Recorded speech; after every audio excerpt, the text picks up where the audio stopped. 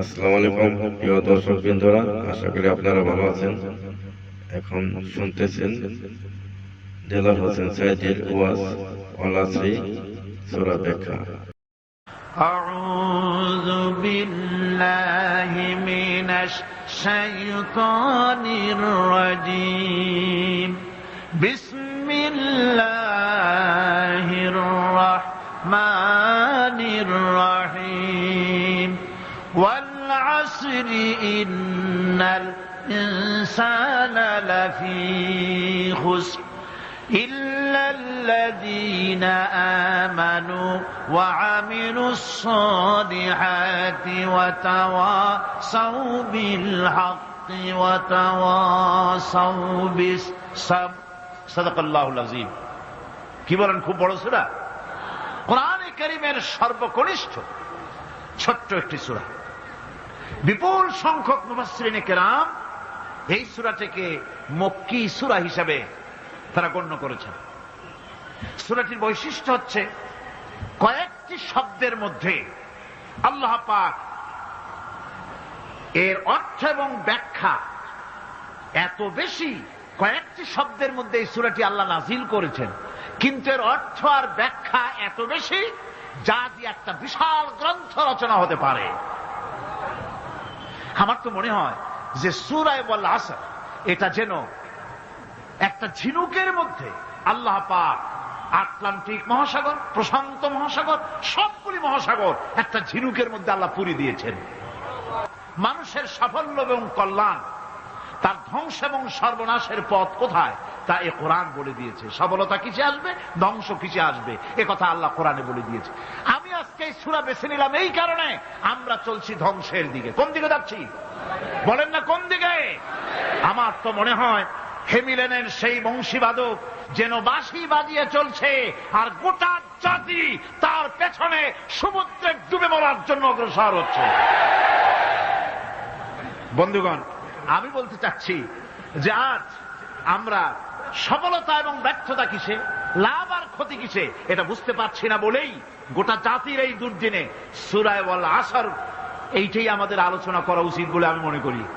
এর মধ্যেই আল্লাহ পাক আমাদের লাভ, আমাদের ক্ষতি, আমাদের সাফল্য, আমাদের ব্যর্থতা এর মানদণ্ড নির্ণয় করে দিতে পারেন কে? কথা বোঝেন নাই? তাহলে বলেন না, কে দিতে পারেন? সেই আল্লাহ রাব্বুল আলামিন, তিনি কোরআনকে দিয়েছেন, এই সূরা তিনি নাজিল করেছেন। ইমাম শাফি রাহমাতুল্লাহ আলাইহি বলেছেন, লোকেরা যদি এই ছোট্ট সূরাটি উপরে চিন্তা ভাবনা করে তাহলে একটা মানুষের জন্য এই সূরাটাই তার হেদায়েতের জন্য যথেষ্ট হয়ে যেতে পারে, আর কিচ্ছু লাগে না। এই ছোট্ট সূরাটি একটা মানুষের সম্পূর্ণ হেদায়েত হওয়ার জন্য যথেষ্ট। আল্লাহ রাব্বুল আলামিন শুরু করছেন এভাবে, ওয়াল আসরি ইন্নাল ইনসানা লাফি খুসর। ওয়াল আসর, আসরের আগে একটা অ আছে। আরবি গ্রামার অনুযায়ী এই অটা হচ্ছে ওয়াও কাসমিয়া, এটা হচ্ছে শপথ। আল্লাহ কসম করছে। আপনারা খুব চিন্তা ভাবনা করেন, মাথা ঠান্ডা করে,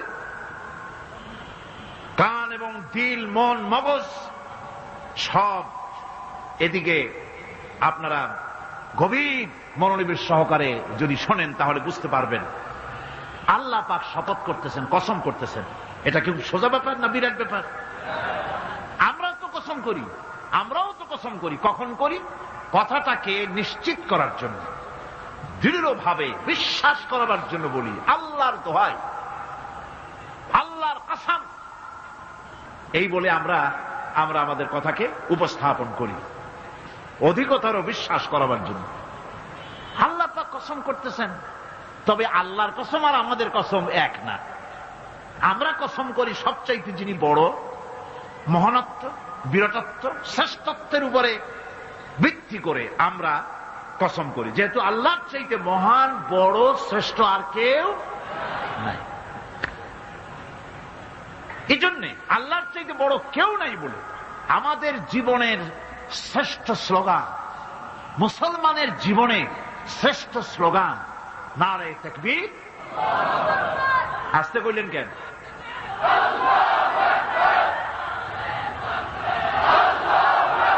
হচ্ছেন বড়, তার থেকে বড় কেউ না। আমি চিন্তা করি মাঝে মধ্যে, কিছু মনে নেবেন না, আমি মাঝে মধ্যে চিন্তা করি যে সমস্ত রাজনৈতিক দলের লোকেরা মুসলমান, আর রাজনৈতিক মতপার্থক্য থাকতেই পারে, যে কোনো দল করতেই পারে, কিন্তু এমন রাজনৈতিক দল আমি কেন করব মুসলমান হয়ে যেই রাজনৈতিক দলের মিছিলে আর মিটিং এ আল্লাহু আকবার স্লোগান দেওয়া যাবে না?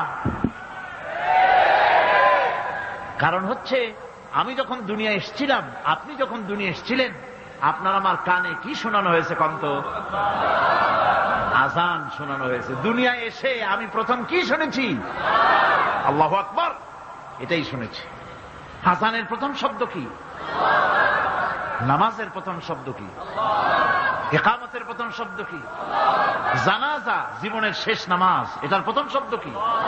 এটা শেষ শব্দ কি? তাহলে এর সিগনিফিকেন্সটা কি? এর অর্থটা হচ্ছে আমার জন্ম থেকে মৃত্যু পর্যন্ত জীবনের সকল ক্ষেত্রে আমাকে বলতে হবে, স্বীকার করতে হবে, মানতে হবে, নিতান্ত গোলামের মতো মানতে হবে আল্লাহু আকবার। আল্লাহর চাইতে শ্রেষ্ঠ কেউ। আমরা কসম করি যেহেতু আল্লাহ বড়, তার বিরাটত্বের উপরে নির্ভর করে আমরা কসম করি, কিন্তু আল্লাহর চাইতে বড় তো কেউ নাই। উনি কসম যখন করবেন, উনি করবেন কিসের কসম? আমাদের কসম আর আল্লাহর কসম এক নয়। রব্বুল আলামিন যখন কসম করেন, তিনি তার কাছে বড়, তার চাইতে বড় কেউ নাই, শ্রেষ্ঠ কেউ নাই, মহান কেউ নাই। সেজন্য তিনি যে কসম করেন, যে কথা বলতে চান, ওই কথার সাথে, ওই বিষয়ের সাথে যার সম্পর্ক, যার সাযুজ্য আছে, সম্পৃক্ততা আছে, সিমিলারিটি আছে, তার কসম আল্লাহ পাক করেন।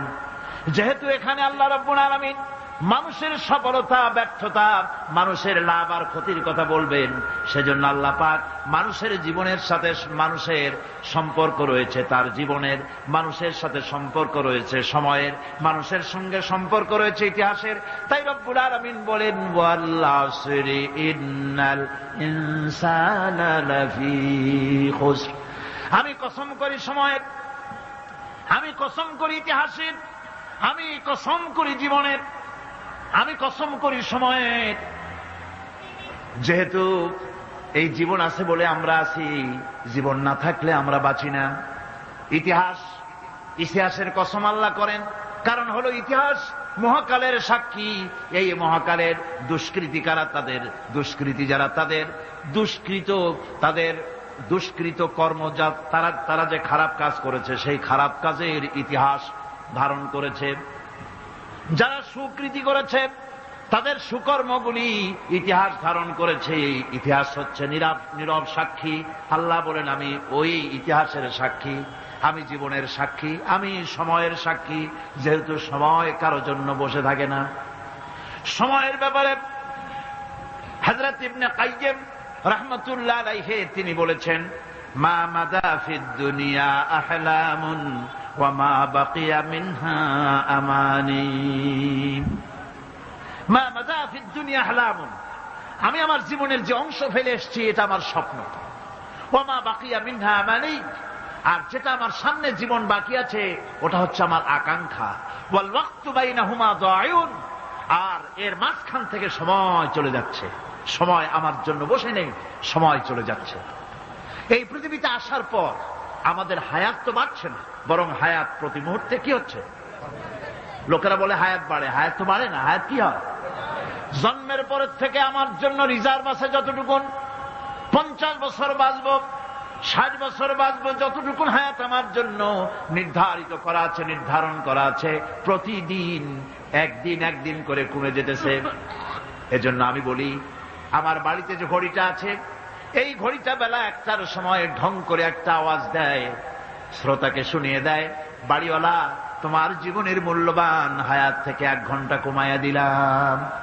2টার সময় 2টা ঘন্টা লাগায় শোনায় দিল, বান্দারে তোমার জীবনের মূল্যবান সময় থেকে 2টি ঘন্টা কমে গেল।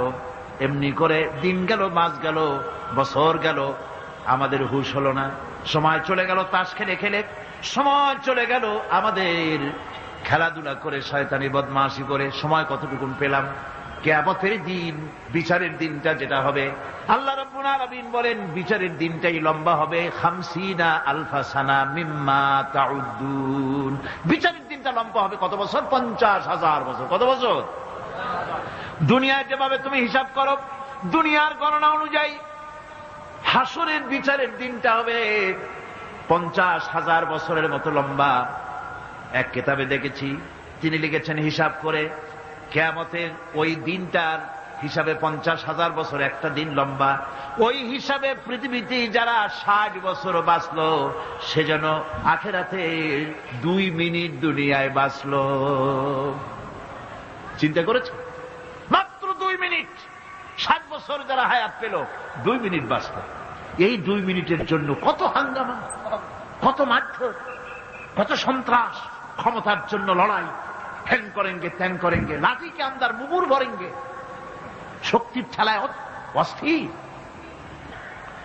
আমার বন্ধুগণ, সময় চলে যাচ্ছে, স্রোতের মতো করে কারোর জন্য সময় অপেক্ষা করতেছে না। আমাদের মৃত্যু প্রতি মুহূর্তে কাছে চলে আসতেছে। এই জন্য শায়ের বলেছেন, আগাহা আপনি মৌত সে কোই বশর নেহি, আগাহা আপনি মৌত সে কোই বশর নেহি, সামা সো বরস কে হ্যাঁ পল কি খবর নেহি। মৃত্যু সম্পর্কে আমাদের কারো জানা নাই।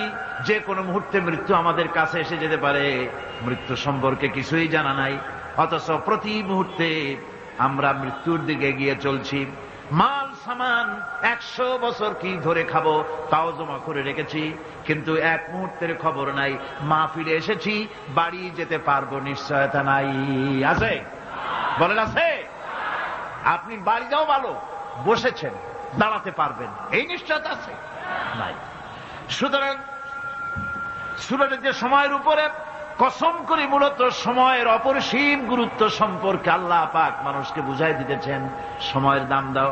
আমাদের সময় চলে যায় গান শুনতে শুনতে, আশ্চর্য মলম বিক্রি করা দেখতে দেখতে, তাস পাশা খেলতে খেলতে সময় চলে যায়, কেউ খেয়াল করে না। সময় বলতে অতীত কালও হতে পারে, আবার বর্তমানও হতে পারে। আর বর্তমান কাল কোনো কালই না। বর্তমান কাল কোনো কাল নয়। প্রতি মুহূর্তে ভবিষ্যৎ এসে বর্তমান হয়, আর প্রতি মুহূর্তে বর্তমান কি হয়? অতীত হয়ে যায়। বর্তমান কাল বলে কোনো কাল নেই। প্রতি মুহূর্তে অতীত হয়ে যাচ্ছে। এই যে আমি মাহফিলে বসছিলাম প্রথম এসে, ওইটা কি এখনো বর্তমান আছে? এই যে বর্তমান কথা বলছি, এটা অতীত হয়ে যাচ্ছে। সুতরাং বর্তমান কাল নাই। আল্লাহ পাক অল আসরে সময়ের কসম করে বলছেন। যদি আমরা চিন্তা ভাবনা করি তাহলে আমরা লক্ষ্য করব আমাদের আসল মূলধন সময়। আসল মূলধন কি? জীবনের আসল মূলধন কি? সময়। ইমাম রাজি রহমতুল্লাহ আলাইহি এই পর্যায়ে এক বুজুর্গের ব্যক্তির কথা তিনি আলোচনা করেছেন। তিনি বলেছেন যে একটা লোক,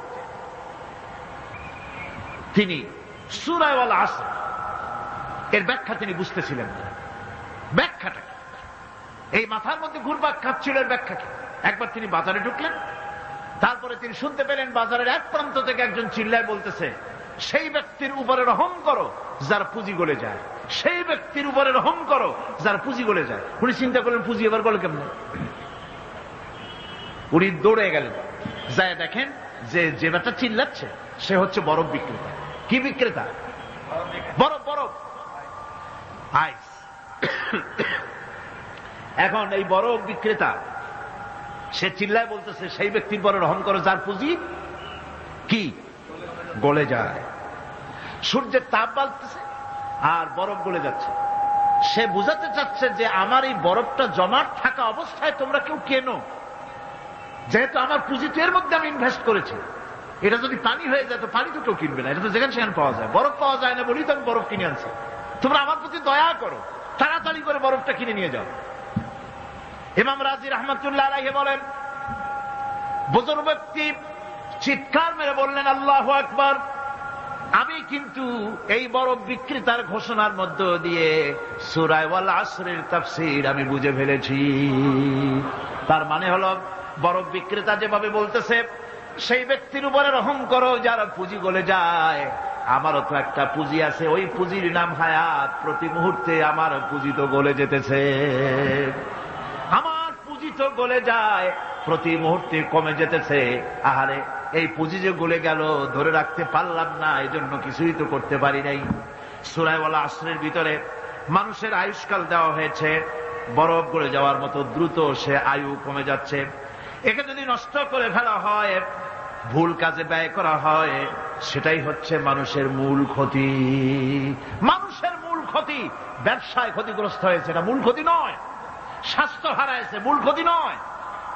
রাজনীতিতে ব্যর্থ হয়েছে, মূল ক্ষতি নয়।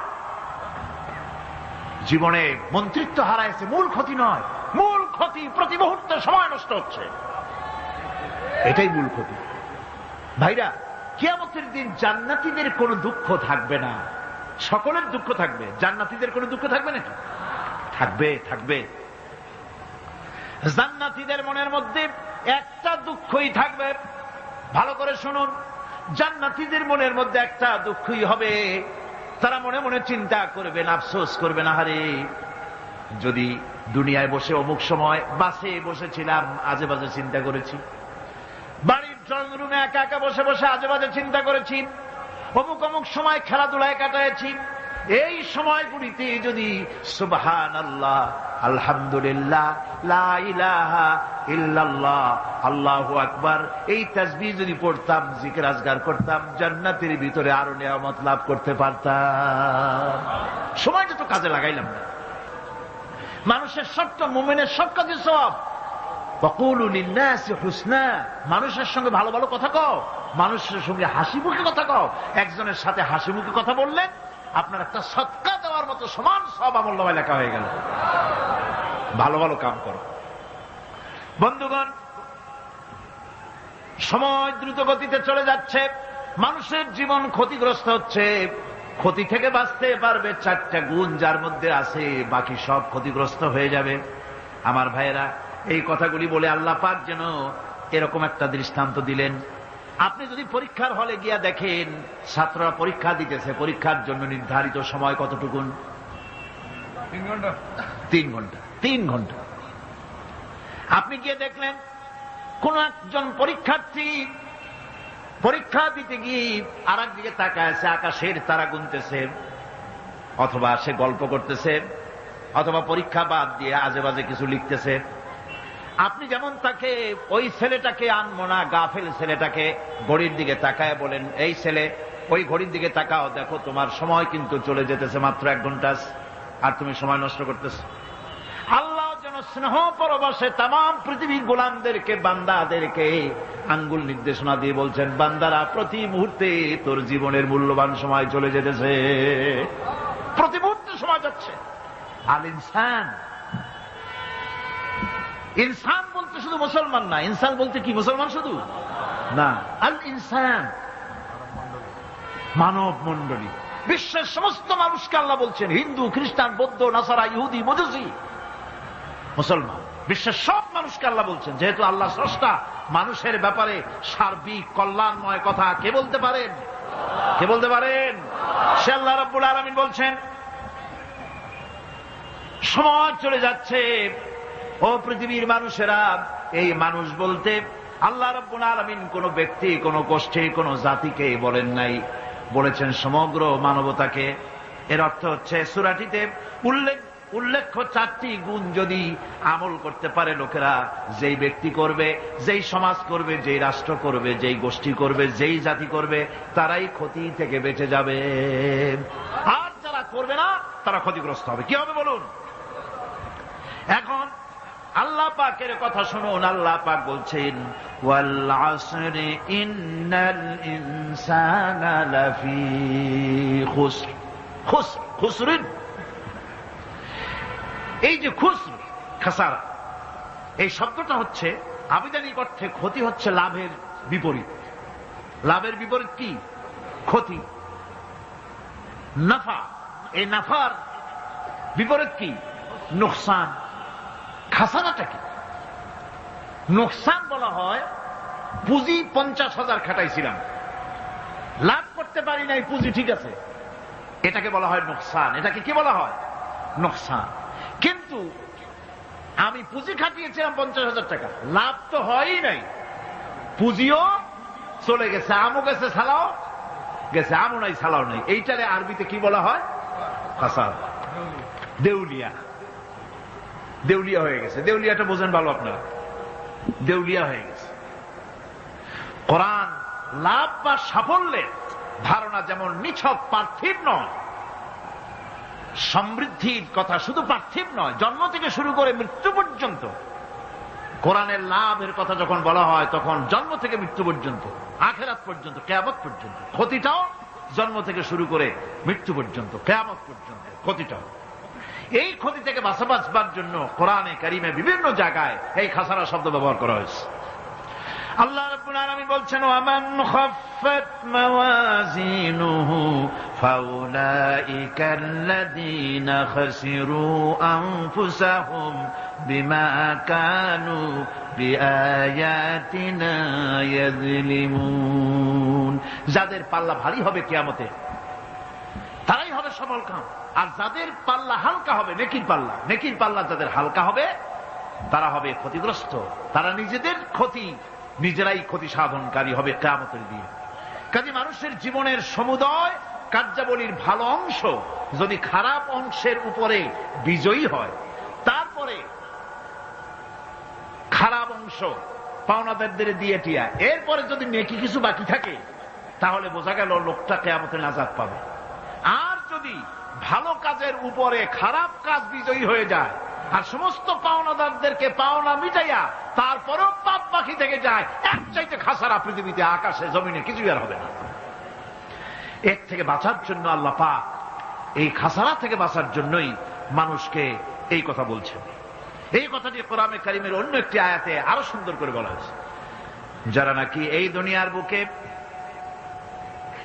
যারা নিজেদের পুঁজি খাটাইছে, জীবনের পুঁজি সুদ কামাইতে খাটালো, জীবনের পুঁজি খাটালো হারাম কামাইয়ের ভিতরে, অন্যায় কাজের ভিতরে, যারা জীবনের পুঁজিকে আল্লাহর দ্বীনের কাজে লাগাতে পারে নাই, তাদের সম্পর্কে বলা হচ্ছে হাসিরাদ দুনিয়া ওয়াল আখিরাতু যালিকা হুয়াল খুসরানুল মুবিন। হাসিরাদ দুনিয়া ওয়াল আখিরাত, দুনিয়াও ক্ষতিগ্রস্ত, আখিরাতেও ক্ষতিগ্রস্ত।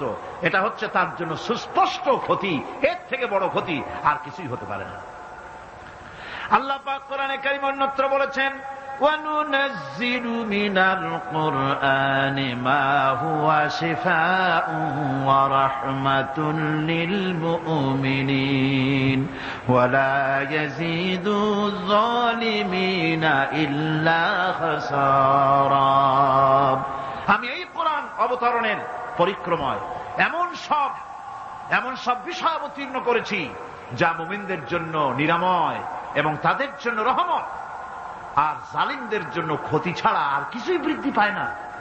জালিমদের জন্য ক্ষতি বৃদ্ধি পায়, আর যারা মুমিন তাদের জন্য এর মধ্যে নিরাময় আছে, এর মধ্যে রহমত আছে।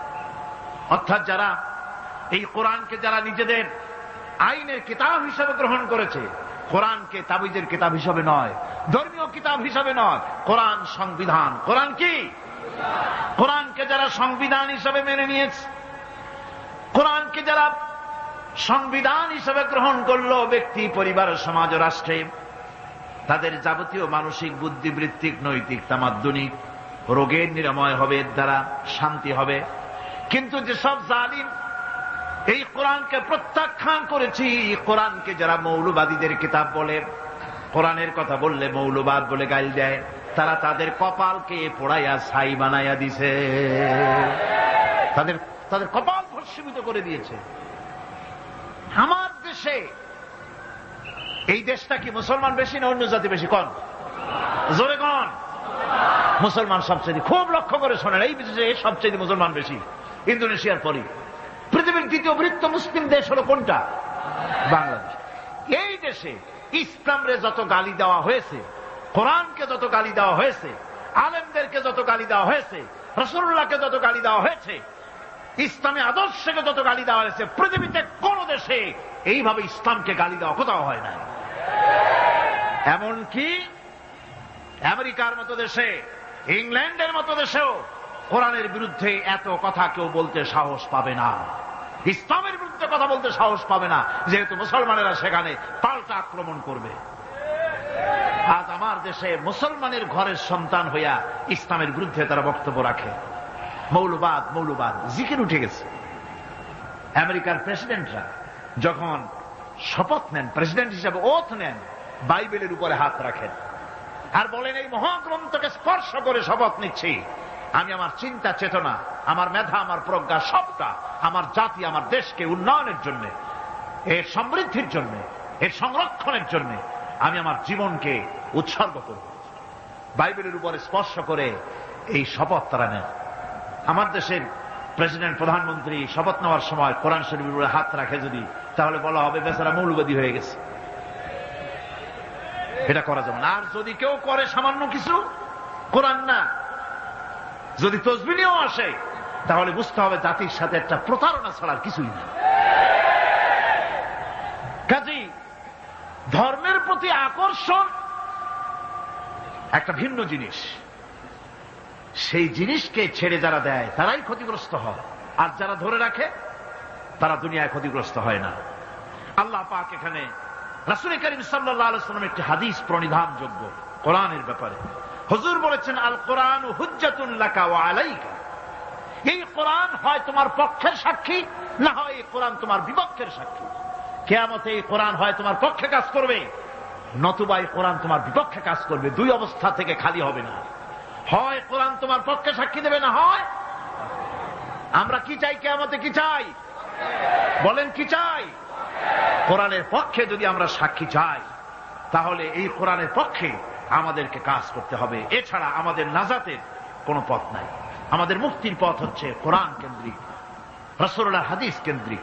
এর বাইরে আমাদের সমস্ত পুঁজি নষ্ট হয়ে যাবে। আমাদেরকে পৃথিবীতে টিকে থাকতে হলে কোরআনের উপরে ভিত্তি করে আমাদেরকে বাঁচতে হবে, টিকতে হবে। কোরআনে কারিমে আল্লাহ রাব্বুল আলামিন অন্যত্র বলেছেন, কুল ইন্নাল খাসিরিনাল্লাযীনা খাসিরু আনফুসাহুম ওয়া আহলিহিম ইয়াওমাল কিয়ামাহ আলা যালিকা হুয়াল খুসরানুল মুবিন। বলো, প্রকৃত দেউলিয়া তারাই যারা কিয়ামতের দিন নিজেকে, নিজের পরিবার পরিবর্গকে এই ক্ষতির দিকে যারা ঠেলে দেবে।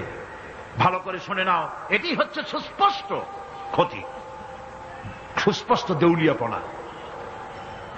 এই ক্ষতি থেকে বাঁচার জন্য আল্লাহ রাব্বুল আলামিন কোরআনে কারীমের মধ্যে বলেছেন, ওয়াল আসরি ইন্নাল ইনসানা লাফি খুসর। পড়েন সবাই, ওয়াল আসরি ইন্নাল ইনসানা লাফি খুসর।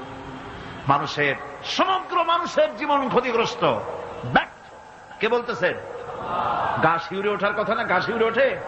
আল্লাহ বলতেছেন ক্ষতিগ্রস্ত, ব্যর্থ। আপনি যতই মনে করেন আপনার মিল আছে, কল আছে, কারখানা আছে, মন্ত্রী, টাকা পয়সা আছে, প্রেসিডেন্ট হয়েছেন, প্রধানমন্ত্রী হয়েছেন, আপনার জীবন সফল হয়েছে, আল্লাহ বলেন না, জীবন ব্যর্থ, জীবন বিফল, জীবন ক্ষতিগ্রস্ত। তাম পৃথিবী সমস্ত মানুষ ক্ষতিগ্রস্ত, ব্যর্থ। 4টা কাজ করলে সফল হবে। কয়টা কাজ? জোরে বলেন, কয়টা কাজ? ইল্লাল্লাযীনা আমানু ওয়া আমিলুস সালিহাতি ওয়া তাওয়াসাউ বিল হাক্কি ওয়া তাওয়াসাউ বিস সাবর। 4টা কাজ করলে জীবন হবে সফল। এই ব্যর্থতা থেকে, এই ক্ষতি থেকে যদি বাঁচতে চাই কিনা? কারা কারা চাই? দেখাই তো হাত। কারা কারা চাই? ক্ষতির হাত থেকে বাঁচতে চাই কারা? আলহামদুলিল্লাহ, হাত নামান। ক্ষতির হাত থেকে যারা বাঁচতে চান, আল্লাহ রাব্বুল আলামিন তাদের জন্য ফর্মুলা পেশ করেছেন, ইল্লাল্লাযীনা আমানু ওয়া আমিলুস সালিহাতি ওয়া তাওয়াসাউ বিল হাক্কি ওয়া তাওয়াসাউ বিস সাবর। আল্লাহ পাক বলেন 4টি কাজ করলে জীবন সফল হয়ে যাবে। কয়টা কাজ? 4টা কাজ করলে জীবনটা সফল হয়ে যাবে। 1 নম্বরে ঈমান। 1 নম্বরে কি? ঈমান। এটাই হচ্ছে ফাউন্ডেশন। ক্ষতি থেকে বাঁচার জন্য প্রথম যে গুণটি, সেটির নাম হচ্ছে ঈমান। ইসলামে ঈমানের স্থান সর্বপ্রথম, তারপরে হচ্ছে ইসলাম। ঈমান আগে, তারপরে কি? ইসলাম। ইসলাম হচ্ছে বীজ, ঈমান হচ্ছে বীজ, আর ইসলাম হচ্ছে চারা, গাছ। এটা হচ্ছে ভিত্তি। এই ভিত্তিকে সর্বপ্রথম মজবুত করতে হবে, ঈমানের ভিত্তি। ঈমানের ভিত্তি দুনিয়ায় ঈমানের আহ্বান জানাবার জন্যই আল্লাহ রাব্বুল আলামিন সমস্ত নবী এবং রাসূলদেরকে পৃথিবীতে পাঠিয়েছেন ঈমানের আহ্বানের জন্য। দুনিয়ার সমস্ত নবীদের দাওয়াত ছিল ঈমানের দাওয়াত। কিসের দাওয়াত? এই ঈমানের দাবিটা আসছে, এই দাওয়াতটা এসেছে আল্লাহর কাছ থেকে। কার কাছ থেকে? দেখুন, পৃথিবীর ভিতরে কোন নবীদের কথার সাথে আরেকজন নবীর কথার কোন বৈপরীত্য হয় নাই। সমস্ত নবীদের কথা একরকম ছিল। কয় রকম? একজন নবীর সঙ্গে তার বক্তব্যের সাথে আরেকজন নবীর বক্তব্যের কোন গুণগত মৌলিক কোন পার্থক্য ঘটে নাই, অসঙ্গতি হয় নাই। কারণ নবীরা, আম্বিয়া আলাইহিমুস সালাম, নিজেরা বানিয়ে কথা রচনা করে তারা মানুষের সামনে পেশ করে নাই। সমস্ত নবীদের কাছে যত দাওয়াত এসেছে, একটা অফিস থেকে এসেছে। সে অফিসটা হচ্ছে কার? আল্লাহ রাব্বুল আলামিনের। তাই দুনিয়ার সমস্ত পয়গম্বরদের দাওয়াত ছিল লা ইলাহা ইল্লাল্লাহ, লা ইলাহা ইল্লাল্লাহ, লা ইলাহা, লা ইলাহা ইল্লাল্লাহু মুহাম্মাদুর রাসূলুল্লাহ। এটাই ছিল সমস্ত নবীদের দাওয়াত। কোরআনে কারীম তার ধারক এবং বাহক সম্পর্কে বলে যে তিনি যে দাওয়াত দিয়েছেন সে দাওয়াতটা হলো ঈমানের দাওয়াত। আমাদের নবী তিনি এসে যে দাওয়াত দিয়েছেন সে দাওয়াতটা কিসের? কোরআনে কারীম বলছি, ربنا إننا سمعنا مناديا ينادي للإيمان। হে আমাদের রব, নিশ্চয়ই আমরা এমন একজন আহ্বায়কের আহ্বান শুনেছি যিনি আমাদেরকে ঈমানের দাওয়াত দিয়েছেন।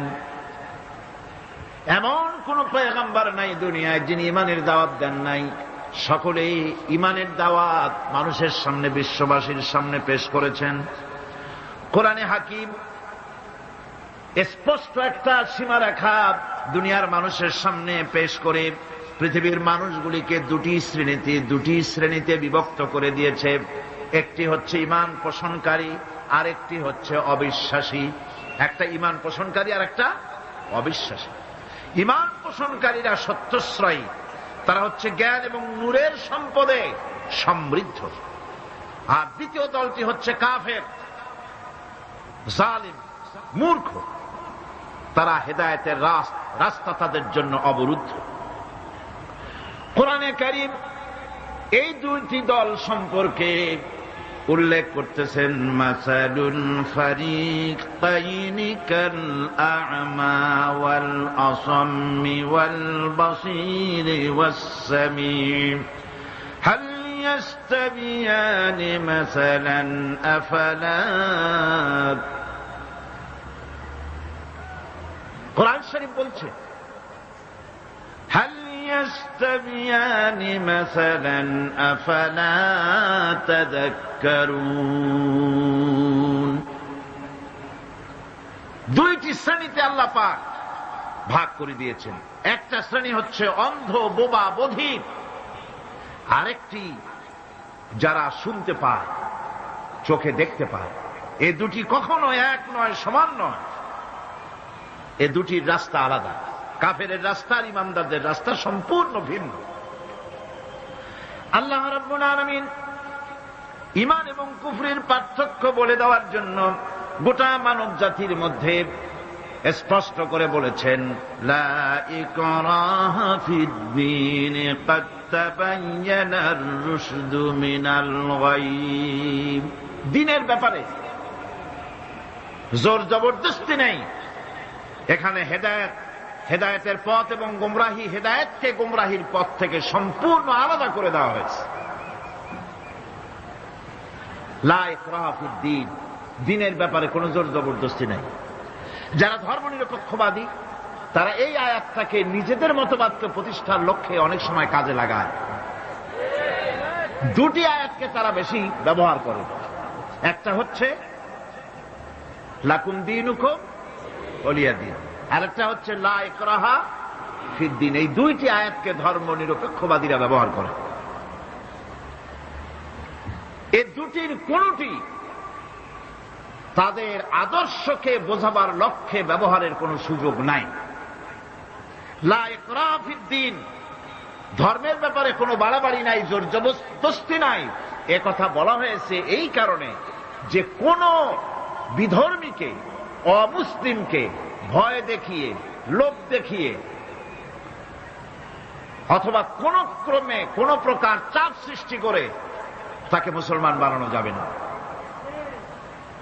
এমনকি সূরা তওবার মধ্যে এসেছে, যুদ্ধ চলাকালীন সময়, জিহাদ চলাকালীন সময় কোন অমুসলিম যদি ইসলাম জানার জন্য তোমাদের তাঁবুতে আসে তাহলে তুমি তাকে ইসলাম বুঝাও।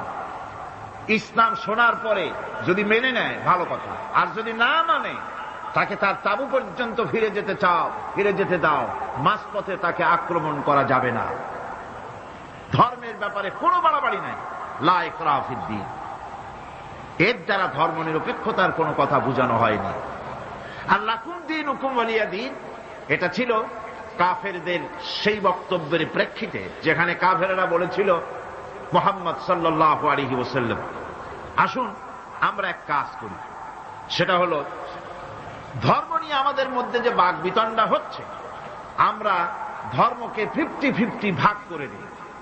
কিছুদিন আমরা গিয়া আপনার আল্লাহরে সেজদা দেই, আর কিছুদিন আপনারা আমাদের মূর্তিগুলিকে প্রণাম করুন। এই প্রস্তাব যখন রাখল, আল্লাহ রাব্বুল আলামিন সূরা কাফিরুন অবতীর্ণ করে দিলেন, কুল ইয়া আইয়ুহাল কাফিরুন লা আ'বুদু মা তা'বুদুন। হে কাফেরেরা, হে অবিশ্বাসীরা, নবী আপনি বলুন, হে অবিশ্বাসীরা, তোমরা যার ইবাদত করো আমরা তার ইবাদত করি না, আবার আমরা যার ইবাদত করি তোমরাও তার ইবাদত করো না। সুতরাং লাকুম দীনুকুম ওয়ালিয়া দীন, সুতরাং তোমাদের দিন তোমাদের জন্য, আমাদের দিন আমাদের জন্য। এখানে নিরপেক্ষতার কথা বলা হয় না, এখানে পক্ষের কথা বলা হয়েছে। কিসের পক্ষ? ধর্মের পক্ষ। কিসের পক্ষ? হিন্দু, খ্রিস্টান, বৌদ্ধ, তোমরা তোমাদের ধর্মের পক্ষে থাকো। মুসলমান, তোমরা তোমাদের ধর্মের পক্ষে থাকো। ধর্মের ব্যাপারে নিরপেক্ষ হওয়ার কোন সুযোগ নাই। আছে নাকি সুযোগ? আমি পার্লামেন্টে বলেছি এই কথা, যে একটা ধর্মের উপরে বিশ্বাস করে নিজেকে একটা ধর্মের পক্ষের ব্যক্তি হিসাবে ঘোষণা করে কেউ বলছে, দাবি করছে আমি হিন্দু, কেউ বলছে আমি বৌদ্ধ, কেউ বলছে আমি খ্রিস্টান, কেউ বলছে আমি মুসলমান। নিজেকে একটা ধর্মের বিশ্বাসী ঘোষণা করার পর আমি ধর্মনিরপেক্ষ, এই কথাটা মিথ্যা, বানোয়াট, জালিয়াতি, প্রতারণা, মুনাফিক। কোন ধর্মের অনুসারী ব্যক্তি ধর্মনিরপেক্ষ হতে পারে না। কেবলমাত্র নাস্তিক, যারা আল্লাহরে মানে না, আল্লাহকে স্বীকার করে না, ওরা বলতে পারে আমরা ধর্মনিরপেক্ষ, ধর্মের ব্যাপারে আমরা নিরপেক্ষ, গুলো মানি না, বিশ্বাস করি না।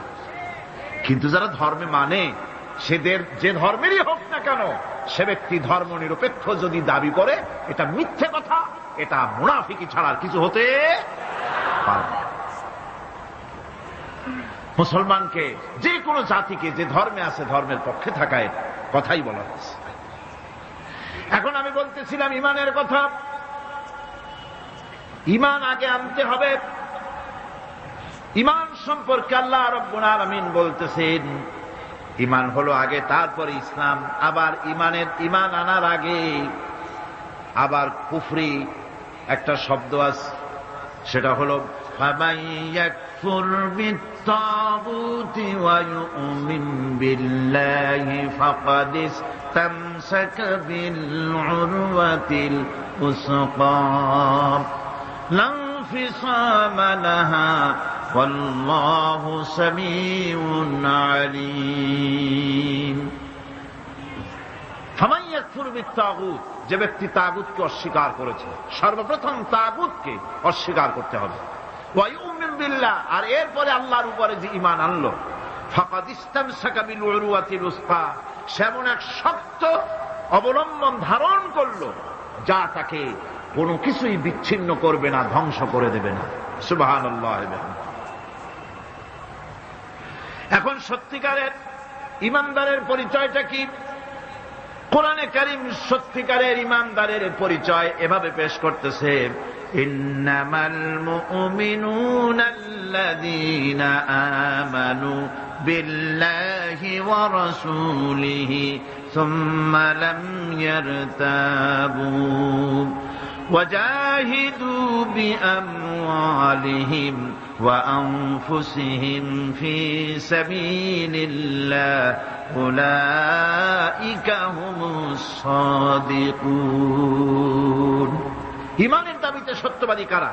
ইন্নামাল মুমিনুনা আল্লাযীনা আমানু বিল্লাহি ওয়া রাসূলিহি, সত্যিকারের মুমিন তো তারা যারা নাকি ঈমান এনেছে আল্লাহর উপর এবং রাসূলের উপরে। এই ঈমান আনার পর সুম্মা লাম ইয়ারতাবু, এরপরে কোন সন্দেহে সে নিপতিত হয় নাই, কোন সন্দেহ তার মনের মধ্যে জায়গা পায় নাই, আর সে আল্লাহর রাস্তায় জিহাদ করেছে মাল দিয়ে, জান দিয়ে।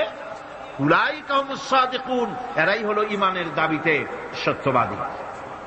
সুম্মা লাম ইয়ারতাবু, অথবা এক বিন্দু সন্দেহ মনের মধ্যে জায়গা দেয় নাই, অর্থাৎ ঈমান আনছি কার উপরে? আল্লাহর উপরে। কার উপরে? আর তার রাসূলের উপরে। আল্লাহ এবং রাসূলের উপরে ঈমান আনার পর যারা আল্লাহ এবং রাসূলের বিধান জীবনের সকল ক্ষেত্রে মানতে পারে নাই, তারাই সন্দেহে নিপতিত হয়েছে। কথা বুঝতে পেরেছেন? তাদের সন্দেহ এই কোরআন মানুষের জীবন, তার সম্পদ, তার রাজনীতি, তার অর্থনীতি পরিচালনা করতে পারে না।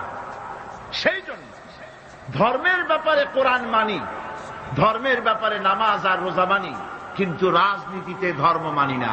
এটাই হলো সন্দেহ। এটাই কি? সন্দেহ, অবিশ্বাস। জীবনকে তারা দুইটা ভাগ করেছে, এক ভাগ রাজনীতির জন্য, আর এক ভাগ কিসের জন্য? ধর্মের জন্য। জীবনকে এভাবে দুইটা ভাগ করার কোন অধিকার দেওয়া হয় নাই। যারাই মুখে উচ্চারণ করেছে লা ইলাহা ইল্লাল্লাহু মুহাম্মাদুর রাসূলুল্লাহ, জোরে সরে পড়েন লা ইলাহা ইল্লাল্লাহু মুহাম্মাদুর রাসূলুল্লাহ। যারা জীবনকে, যারা নাকি ঈমান এনেছে, কালেমা বিশ্বাস করেছে, আল্লাহ এবং রাসূলের প্রতি ঈমান এনেছে, জীবনকে দুইটা ভাগ করার কোনো অধিকার নাই। যার কথা মতো নামাজ পড়ব, তার কথা মতোই রাজনীতি করব। যার কথা মতো হজ করব, যাকাত দিব, তার কথা মতো পার্লামেন্ট চালাবো। যার কথা মতো হজ করব, যাকাত দিব, সেজদা দিব, তার কথা মতোই বঙ্গভবন আর সেক্রেটারিয়েট চালাবো। যাকে মানি, যে আল্লাহরে সেজদা করি সারা জীবন, যে রাসূলকে মানি আমার নেতা হিসাবে, রাসূল হিসাবে, সে আল্লাহ এবং রাসূলের হুকুম অনুযায়ী আমার কোর্ট কাছারি, আদালত, শিক্ষাঙ্গন চালাবো। এটা যদি চালাই তবে আমি মুমিন, আর যদি না চালাই, সন্দেহে যদি নিপতিত হয়ে যায় যে কোরআন থাকবে মসজিদে, আমার পার্লামেন্টে কোরআন ঢুকতে পারবে না। কোরআন পার্লামেন্ট শুরু হওয়ার সময় একবার তেলাওয়াত হবে, কিন্তু তা আমল করা হবে না। অনুষ্ঠানগুলি শুরু হবে কোরআন দিয়ে, কিন্তু তা আমল করা হবে না। কোরআন তেলাওয়াত করে ব্যবসা প্রতিষ্ঠান উদ্বোধন করা হচ্ছে, কিন্তু সুদের টাকা দিয়ে ব্যবসা প্রতিষ্ঠান বানানো হলো। বিবাহ পড়ানো হচ্ছে কোরআনের আয়াত দিয়ে, কিন্তু যৌতুক গ্রহণ করা হারাম, সেই যৌতুক দিয়ে বিয়ে উদ্বোধন করা হলো। এমনি সকল ক্ষেত্রে নাফরমানি করে যে ইমানের দাবি করলো, এই ইমান ইমান নয়, এর নাম মুনাফিকি। এখন এই কথাটা মনে রাখতে হবে যে ইমান এমন এক বিষয় যা আবার মৌখিক দাবি করলেই হয় না। কেউ যদি পড়ে লা ইলাহা ইল্লাল্লাহ, মুসলমান কি হয়ে গেল? বলেন আপনি, ফতোয়া দেন হয়ে গেল? খেরাত নে গর কে ভি দিয়া লা ইলাহা ইল্লাল্লাহ তো ক্যা হাসিল, দিলো নিগাহ মুসলমান নেহি তো কুছ ভি নেহি। খেরাত নে গর কে ভি দিয়া লা ইলাহা ইল্লাল্লাহ, মুখে আসলো আর স্বতঃস্ফূর্ত ভাবে বলে ফেললো লা ইলাহা ইল্লাল্লাহ, তো ক্যা হাসিল, এতে কিছু এর দ্বারা কোনো উপকার হলো না। দিল নিগাহ মুসলমান হি তো কুছ ভি নেহি, অর্থাৎ তার মন, তার মস্তিষ্ক লা ইলাহাকে বিশ্বাস করলো না, আমল করলো না, এই কালেমা পড়ার কোনো দাম নাই। এবার আল্লাহর ভাষায় শুনুন, আল্লাহ রাব্বুল আলামিন বলেন وَمِنَ النَّاسِ مَن يَقُولُ آمَنَّا بِاللَّهِ وَبِالْيَوْمِ الْآخِرِ وَمَا هُمْ بِمُؤْمِنِينَ। আল্লাহ রাব্বুল আলামিন বলছেন, লোকেদের মধ্যে এমন অনেক লোক আছে যারা মুখে বলে আল্লাহর উপর ঈমান এনেছি, পরকালকে বিশ্বাস করেছি। আল্লাহ বলেন ওমা হুম বিমুমিনিন, এরা মুমিন না। আল্লাহ কি বলছেন খুব লক্ষ্য করেন। একদিকে মুসলমান হইতে হলে বিশ্বাস করতে হবে কি আল্লাহর পরকাল, রাসূলের উপর ঈমান, এগুলি করতে হবে। একটা লোক ঘোষণা করলো যে আমি আল্লাহ এবং পরকালকে বিশ্বাস করি, এরপরে আল্লাহ পাক বলছেন ওমা হুম বিমুমিনিন, এরা মুমিন না, কারণ এই কথাগুলি তার মুখের মনের কথা না। সে ব্যক্তি, এরকম ব্যক্তি এ মাহফিলও থাকতে পারে, যদি থাকে আল্লাহ রাব্বুল আলামিন